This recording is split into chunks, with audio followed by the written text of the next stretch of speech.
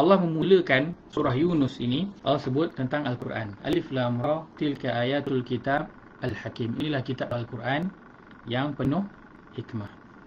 Kemudian ayat yang kedua Allah menyatakan kehairanan. Allah kata, layakkah manusia kehairanan bahawa kami memberikan wahyu kepada seorang lelaki di antara mereka. Berilah peringatan kepada manusia dan gembirakanlah orang-orang beriman bahawa mereka mempunyai kedudukan yang tinggi di sisi Tuhan. Orang-orang kafir berkata, sesungguhnya orang ini iaitu Muhammad benar-benar ahli sihir yang nyata.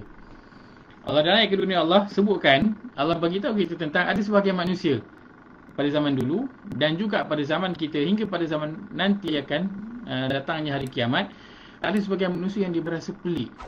Kenapa Al-Quran ini Allah berikan kepada manusia? Kenapa Al-Quran ini Allah berikan kepada manusia? Dia rasa pelik, kan? Kenapa Al-Quran ini Allah beri kepada manusia? Kenapa Allah tak gunakan medium lain? Kenapa Allah gunakan seorang manusia yang biasa, tak ada apa-apa kelebihan, Allah beri kepada dia Al-Quran untuk menyampaikan risalah Al-Quran ini kiranya menjadi orang kanan Allah. Kenapa Allah pilih manusia? Ada sebagian manusia yang rasa hairan sebegitu. Lalu Allah kata, layak ke manusia ni nak berasa hairan? Aku bagi Al-Quran ini, wahyu ini kepada seorang manusia yang lain, kan?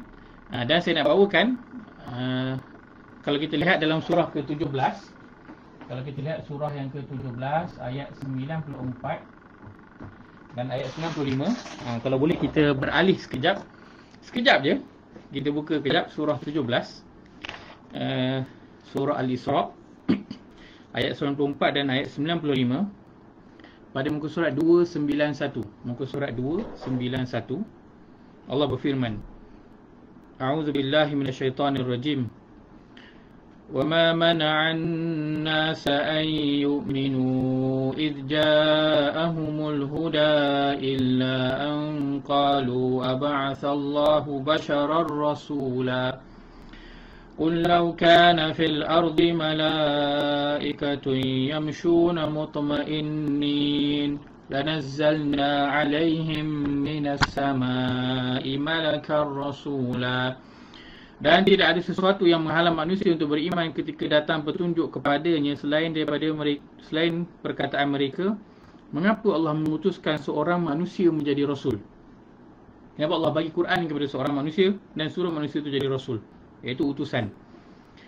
Lalu ayat 95 Allah kata, katakanlah wahai Muhammad, sekiranya di bumi ada para malaikat yang berjalan-jalan dengan tenang, pasti kami akan turunkan kepada mereka malaikat daripada langit untuk menjadi rasul. Maka Allah jawab, kalaulah dekat bumi sekarang ni malaikat yang duduk, maka sudah pasti Allah akan hantarkan malaikat sebagai rasul.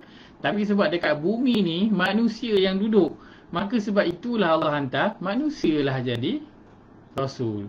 Kalau Allah hantarlah malaikat yang jadi rasul, maka manusia akan cakap, engkau bolehlah, engkau malaikat, kami ni manusia biasa, tak sama macam engkau, kan?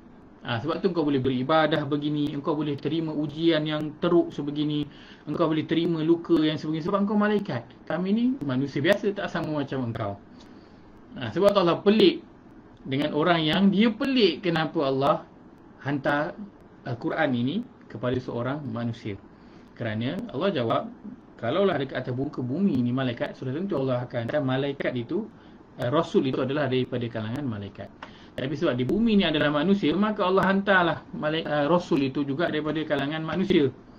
Dan kalau kata di bumi ini semuanya binatang, maka Allah pasti akan hantar rasul itu daripada kalangan binatang.